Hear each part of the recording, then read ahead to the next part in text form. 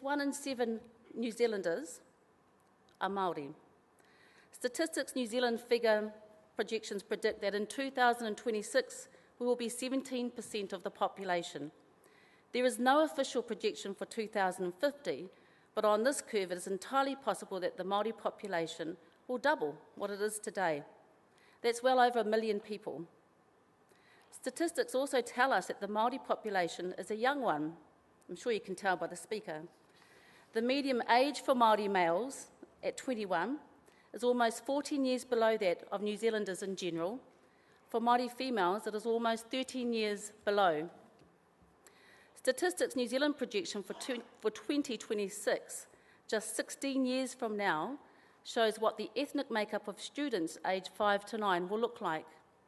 Combined European and other populations are decreasing from 212,000 today to 189,000 in 2026.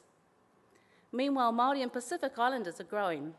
Their combined total today is 108,000, but by 2026 it is estimated to grow to 140,000, a 30% increase in just 16 years. It's entirely probable that there will be more Māori and Pacific Islander children in our schools than non-Māori Pākehā well before the middle of this century. I don't have to tell you what these statistics are saying. They are important because they are painting a picture of tomorrow's nation, tomorrow's leaders, and tomorrow's politicians. At a local level, for us in Ngāti Ruanui, we will never be anywhere but in Ngāti Ruanui's south-east Taranaki. We are not elected, this is a birthright. It is not a 9-to-5 role, and assuming you are successful in your drilling program, we're going to outlast most of your CEOs and chairs. In the last 4 years, we've had 4 ministers of energy, and I must say one of them was a female Māori. But the message here is that iwi don't move. We have enduring relationships, and as a young race, we are becoming more sophisticated, informed, and influential.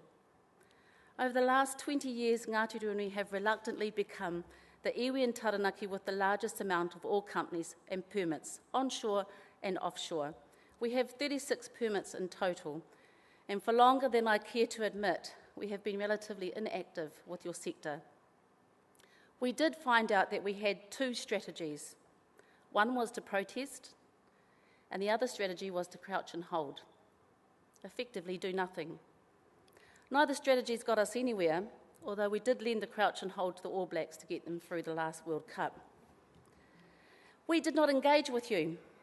And bizarre that despite numerous years of being the only district in the country that produces oil, we knew little about your sector, and interestingly enough, you seem to know even less about us. As capacity in iwi grew, we started to ask questions. Why have we not engaged? Why are we not engaging with the sector more effectively? Why are they not engaging in the community they affect most? And why does the sector always sponsor rugby? So 3 years ago, we invested in developing a team to study you, learn about each company, directors, management, capital raising cycles, your contractors, global trends, your environmental practices, the permit regimes, your drilling methodologies, hot water injections, dare I say the F word, yes, fossil.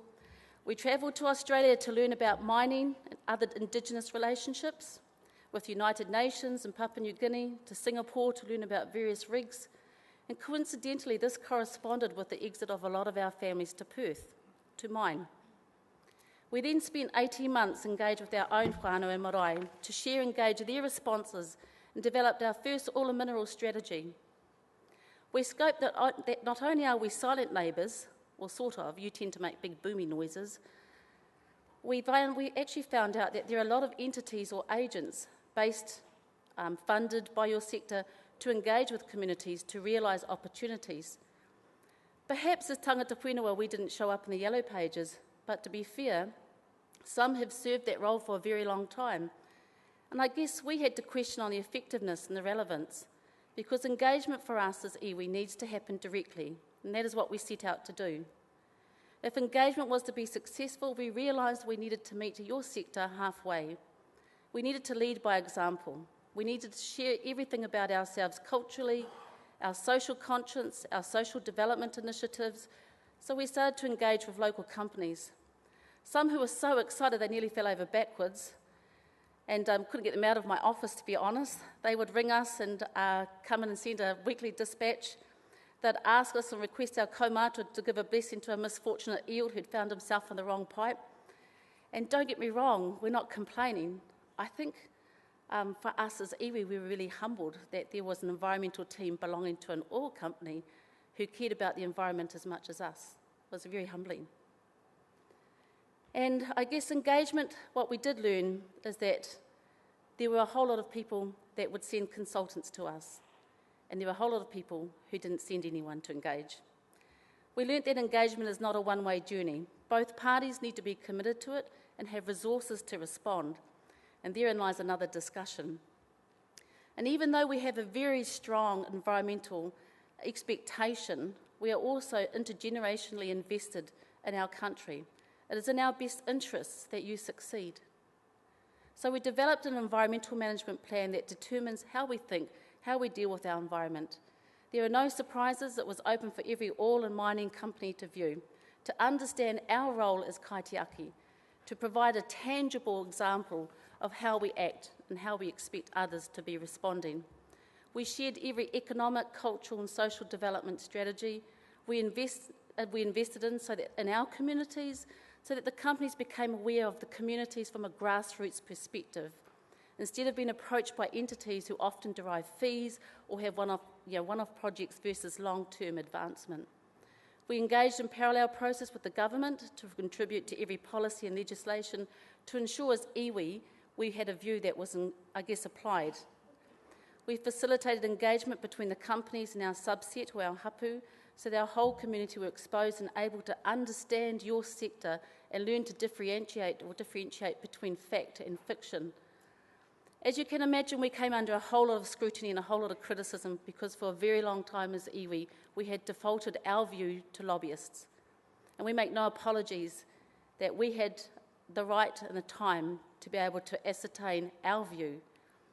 It was our right to engage, and it was simply doing it direct means that we're able to assert our mana and our rangatiratanga in a sector that we had largely been excluded from. During all this exchange, we actually developed a model of best practice engagement. We plotted on a map some of the best and some of the worst engagement practices that we'd had with your sector. It wasn't a judgment list, and it's not up for discussion. It was more about us understanding and removing barriers that had frustrated us. What I can share from that experience is that there is no one size fits all. Taranaki is in a very different situation to, for example, East Coast. In Taranaki, the sector is extremely established, and there's a different perspective compared to an iwi that hasn't had any of your presence at all.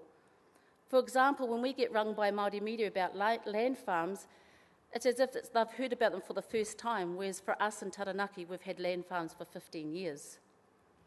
It's important to get to know each iwi perspective and understand their diversity, just as you do when you approach the individual landowners. Engagement with iwi must start at the highest level, face-to-face, and as early as possible. Your industry hires more consultants than any sector we know. No matter how talented, how highly recommended, no matter how famous they are, no one can represent your company better than yourself. Iwi have a saying, mana ki te mana. Your highest rank meets our highest rank. Front up. We pay respect to your sector by presenting the chairperson or leader of the whole tribe. You don't respond by sending a consultant. The initial meet is the opportunity to assess each other and find commonality, share values. This phase of engagement takes time and sincerity. Be transparent. Iwi don't naturally trust the government. It's not personal. It's typical of an Indigenous culture recovering from colonisation and a breached treaty. Taranaki specifically so, because had they not had their lands confiscated, they could quite well have been in partnership with you. Who knows? It must be remembered that they haven't invited you here. And I've often said to Peri, I can't figure out why MB don't take an iwi delegation with them, as the Prime Minister does when he goes to China. However, Even though the law says you don't have to share your environmental practices or your pending permit dates or your protocol for mammal management, and even though iwi are seen as not having to be an affected party and consents are non-notifiable, why listen? If you've got nothing to hide, why hide it? Be your own honest broker. If you don't have 6,000 jobs to offer, don't say it. If you do have the best scientific material in your pipes, show it. If you know that this is Ngāti Ruanui's backyard, then share it. It shows you have a social conscience and you are making a connection with the iwi and the wider community. Half the reason we have the uncertainty in this country is because we have regimes that have worked on an archaic basis, on a needs to know. We're at an era now where we can electronically pick up by the millisecond what's happening. Why are we now not sharing this information so we can, as informed citizens, make our own opinions instead of being exposed radically to radical views that swing the common sense that actually comes from the sector? Information is power. I think you guys need to take responsibility in how you can mend some of that myth plus legend, which equals Disneyland. Be consistent. Iwi compare notes. We don't know what confidential means. The minute you walk out the door, we communicate to each other. We share agreements, contacts, best and worst experiences, as I'm sure your sector does with each other. I asked you earlier, why would you not engage with iwi to break old school ways?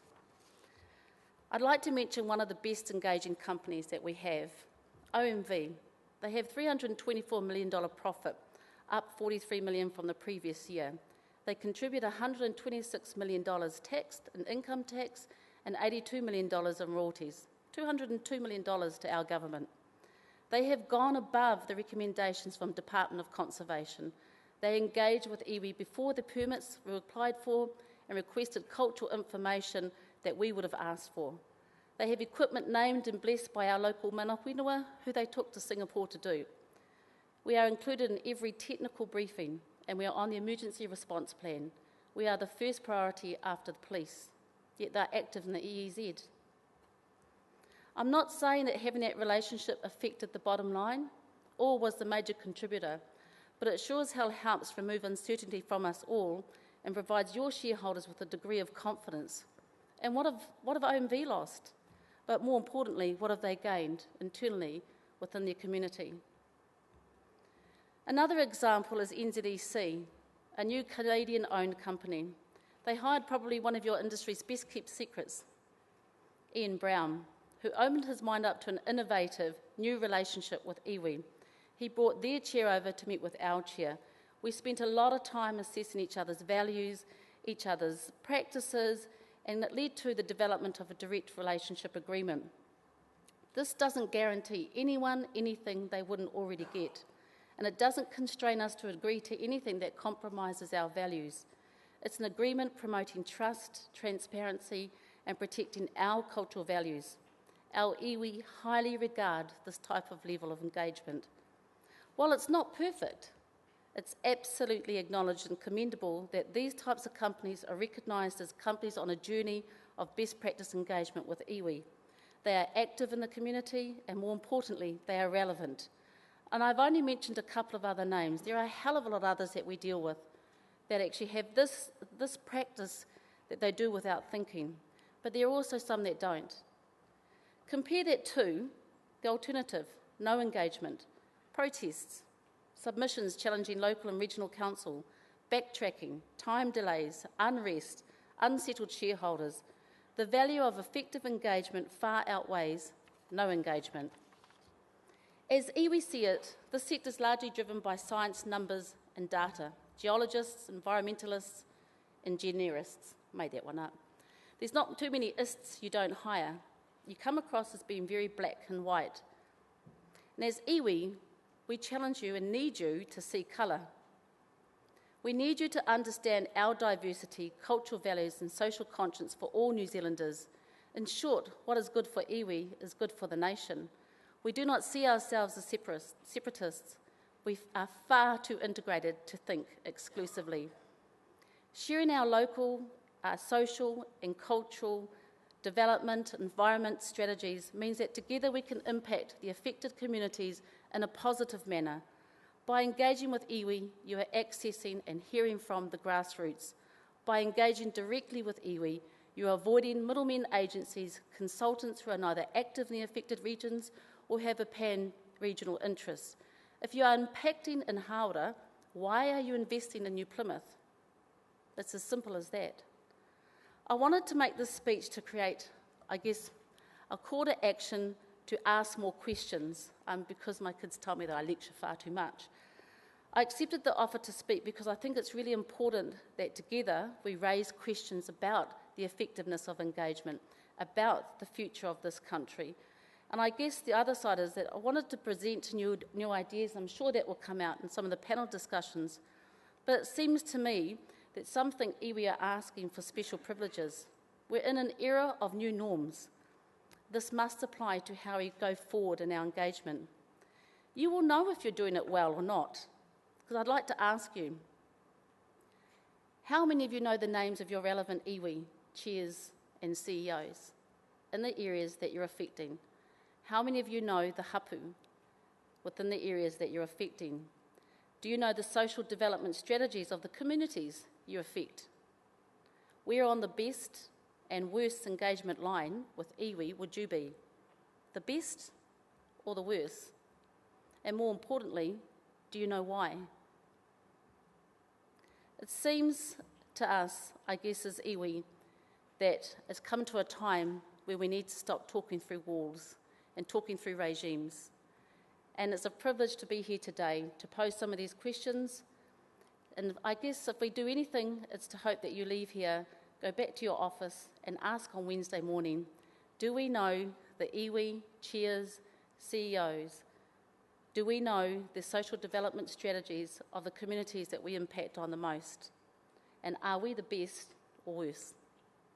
Kia ora rā koutou.